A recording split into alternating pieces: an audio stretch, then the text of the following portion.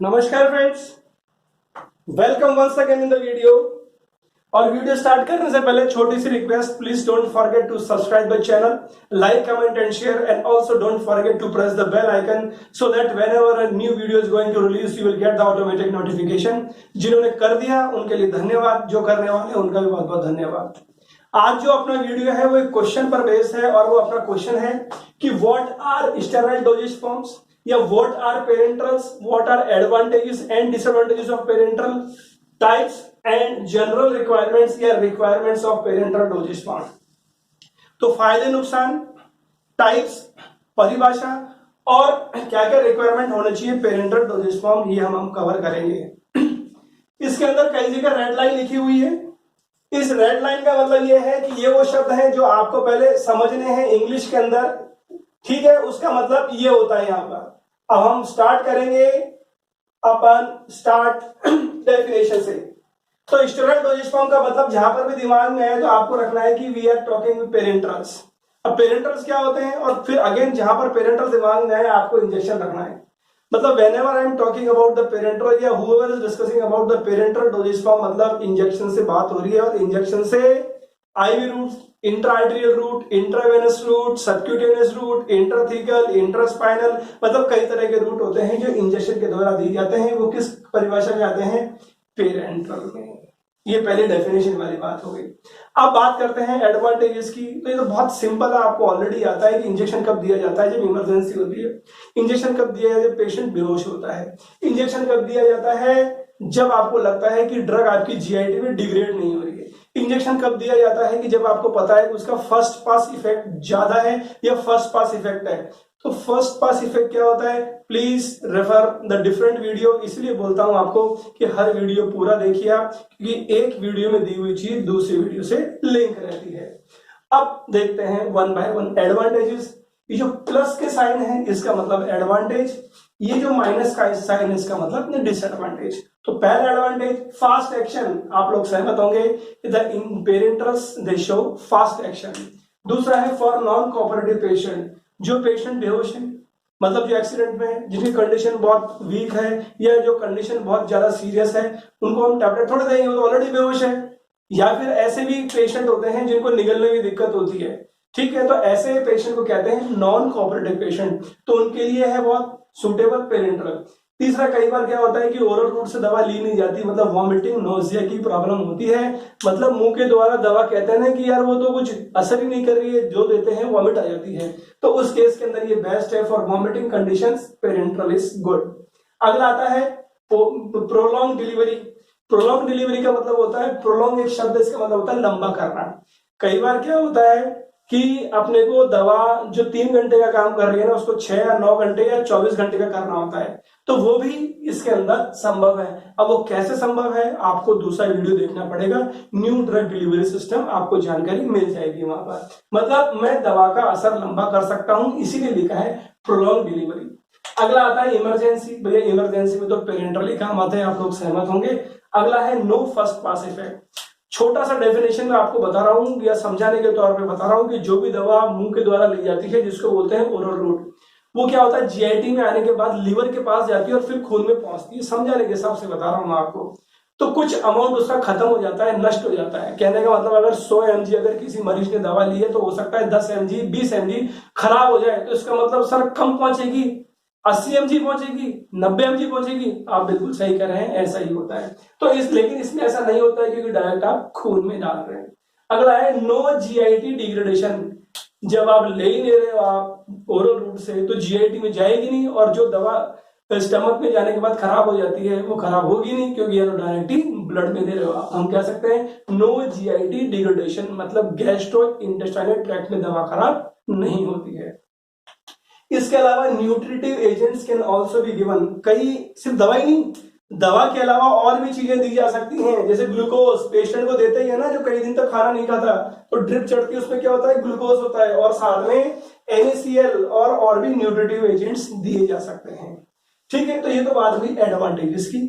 अब बात करते हैं, देखो डिसएडवांटेज। आदमी खुद ले सकता है कि पेशेंट की बात हो रही है, नहीं, मतलब ट्रेंड स्टाफ की जरूरत है।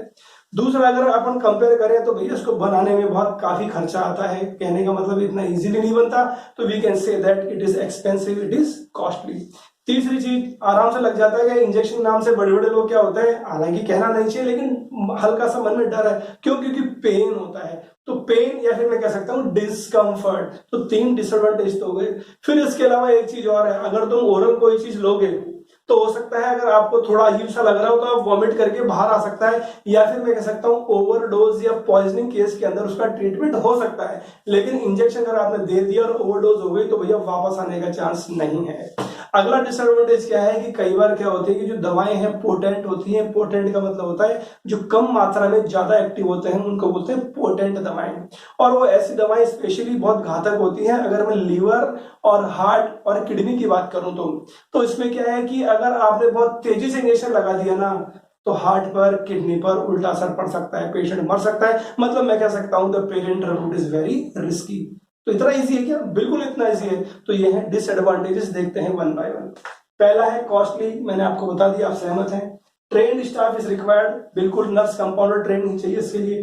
तीसरा, पेन और डिस्कम्फर्ट, मैंने आपको बता दिया। फिर आता है वेरी रिस्की, ये अपन ने डिस्कस कर लिया।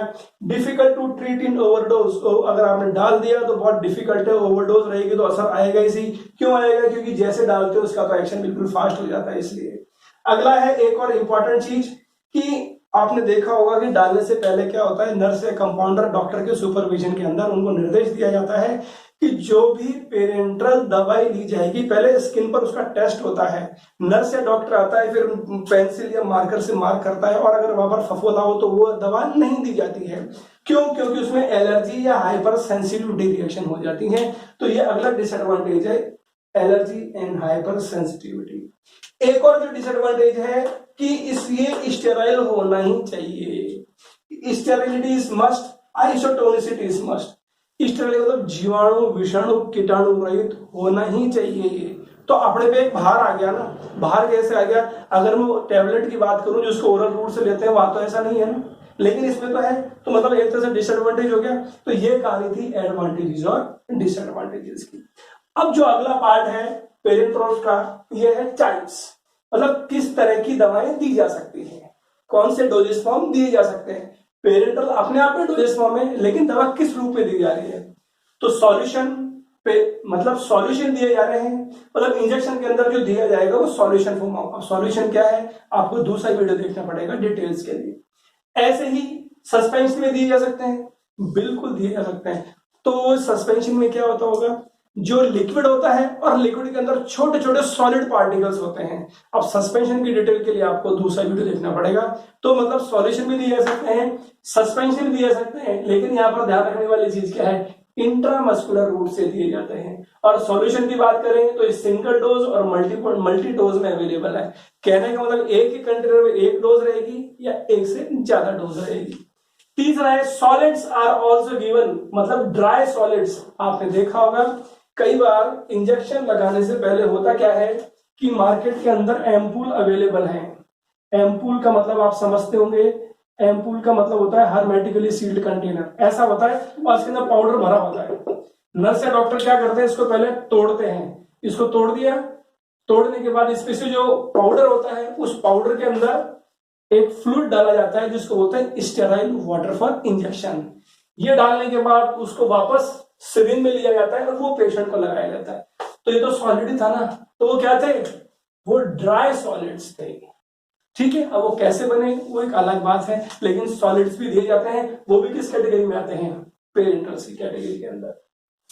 अगला है इमल्शन, मतलब इमल्शन की जब सस्पेंशन दिए जाते हैं तो इमल्शन भी दिए जाते हैं। और यहाँ पर बहुत इंपॉर्टेंट चीज है कि इमल्शन किसके लिए होंगे, यहाँ पर जो दवाएं तैलीय प्रवृत्ति की होंगी, the drugs which are oil in nature they are given by this route. लेकिन ये भी क्या है, सिंगल और मल्टी डोज कंटेनर में अवेलेबल रहते हैं। अगला है इसके अंदर ट्रांसफ्यूजन फ्लूइड्स। ट्रांसफ्यूजन फ्लूइड्स का मतलब मैंने आपको बताया था अभी, या फिर अपन फिर देख लेते हैं। ट्रांस का मतलब ट्रांसफर करना, फ्यूजन का मतलब क्या है कि मैं उसकी बात, फ्यूजन का मतलब होता है जोड़ना। तो यहां पर तो उसकी बात हो रही है कि जब पेशेंट को ग्लूकोज चढ़ रहा है या ड्रिप चढ़ रही है, तो आपने देखा होगा उसके अंदर आईवी रूट बहुत इंपॉर्टेंट है। तो ट्रांसफ्यूजन फ्लूइड्स उसको किस रूट से देते हैं? आईवी रूट से। और जनरली कहाँ काम आता है? फॉर इलेक्ट्रोलाइट सप्लीमेंटेशन या न्यूट्रिशन देने के लिए पेशेंट को। जब पेशेंट अगर एडमिट है अस्पताल के अंदर, उसको ओरल से कुछ दिया ही नहीं जा रहा, तो उसको खाने पीने की जो पूर्ति तो होनी चाहिए ना। तो खाने पीने की पूर्ति क्या है? उसको एनर्जी चाहिए। एनर्जी कहां से आएगी? डेक्सट्रोज से आएगी। तो क्या करते हैं, जैसे एग्जांपल भी दिया है यहाँ पर, डेक्सट्रोज इंजेक्शन। और उसके अलावा और भी इलेक्ट्रोलाइट्स चाहिए, तो यस NaCl जाता ही है। आपने देखा होगा NaCl का भी इसके अंदर जो ड्रिप चढ़ती है उसके अंदर रहता है। तो मतलब इलेक्ट्रोलाइट और न्यूट्रिशन का सप्लीमेंट हो गया। अब देखिए सारी चीज इसके थ्रू जा रही है, इसके थ्रू, नीडल के थ्रू जा रही है, इंजेक्शन के थ्रू जा रही है। तो ये क्या हो गया इसके टाइप्स। मैं ज्यादा डिटेल में नहीं जा रहा हूं, सिर्फ आपको ध्यान रखना है टाइप्स। अब एक जो अगला पार्ट इस पूरा अपने वीडियो का है, ये है requirements of parenteral dosages form. मतलब क्या क्या कैरेक्टरिस्टिक्स होनी चाहिए, इसका दूसरा तरीके से पूछा जा सकता है कि व्हाट आर द कैरेक्टरिस्टिक्स या ideal characteristics of parenteral dosages form. मतलब जो भी डोजेज फॉर्म इंजेक्शन के थ्रू लिया जाता है ना, उसके अंदर कई चीज होनी ही चाहिए। अगर वो चीज नहीं होगी तो पेरेंटल डोजेज फॉर्म वो नहीं कहलाएगा। क्यों नहीं कहलाएगा? क्योंकि हम जानते हैं बहुत घातक है। अगर गलती से अगर कोई भी चीज बाहर की इसमें मिलके चली गई, आप डायरेक्ट उसको ब्लड में दे रहे हो, तो पेशेंट हाथों हाथ मर सकता है। तो ये जो रेड वर्ड में लिखा है ना आपको, ये जो रेड वर्ड में लिखा है, इसका आंसर कौन सा है? इसका आंसर ये वाला है। ठीक है, तो अब अपन स्टार्ट करेंगे वन बाय वन। याद करने के हिसाब से जो पेरेंटल डोजेज फॉर्म है वो किससे दिए जाते हैं? इंजेक्शन से। तो ये देखो आपके सामने स्पेलिंग लिखी है INJECTION। अब कौन कौन से रिक्वायरमेंट है? देखो आई लिखा है, तो आई से क्या बना? आइसोटोनिसिटी। तो पहला रिक्वायरमेंट कौन सा हो गया? आइसोटोनिसिटी। फिर क्या है? एस, तो एस से क्या बन गया? स्टेबिलिटी। तो दूसरा रिक्वायरमेंट क्या हो गया? स्टेबिलिटी। ठीक है, फिर लिखा है देखो तीसरा शब्द यहां पर एन का मतलब नो। अब नो क्या नहीं? नो इम्प्यूरिटी, मतलब उसके अंदर बाहर की कोई चीज नहीं होनी चाहिए। तो मैं कह सकता हूं कि it should be free from foreign particles, it should B clear. और क्लियर का मतलब, इसका मतलब क्लैरिटी टेस्ट है, अभी थोड़ी बाद में देखेंगे। पहले अपन इन वर्ड्स का मतलब देख लेते हैं। ई का मतलब एम्प्टी का मतलब फ्री, तो फ्री फ्रॉम पायरोजेंस। सी का मतलब है केमिकल प्यूरिटी, मतलब केमिकल प्यूरिटी। ठीक है, फिर इसको छोड़ दीजिए आप, बाद में आ जाइए एस पर। एस से क्या बना? स्टेबिलिटी। और एस से क्या बना? Specific gravity. तो ये तो याद करने के हिसाब से है, ये मैंने आपको बता दिया। जो अलग अलग शब्द लाल हो रहे हैं, ISNEC और S और S, और एक S ये है क्योंकि आइसोटोनिसिटी स्टार्ट हुआ, इस S से स्टेबिलिटी बन गया। अब देखते हैं वन बाय वन, क्योंकि कई बार इस पर बड़ा क्वेश्चन भी आता है, इसलिए थोड़ा सा आपको नॉलेज होना जरूरी है। फर्स्ट पार्ट आती है, देखो इसके अंदर आई से क्या बना? आइसोटोनिसिटी। अब ये आइसोटोनिसिटी क्या है भाई? आइसोटोनिसिटी का मतलब ये है कि आपको एक शब्द लेना है कि जो भी पेरेंटल प्रिपरेशन है, they should be isotonic with plasma and they should be isotonic with body fluids. Isotonic नहीं होंगे तो क्या होगा? या तो सॉल्यूशन हाइपरटोनिक होंगे या हाइपोटोनिक होंगे। अगर हाइपोटोनिक या हाइपरटोनिक होंगे तो क्या समस्या हो जाएगी, उसके लिए आपको दूसरा वीडियो देखना है।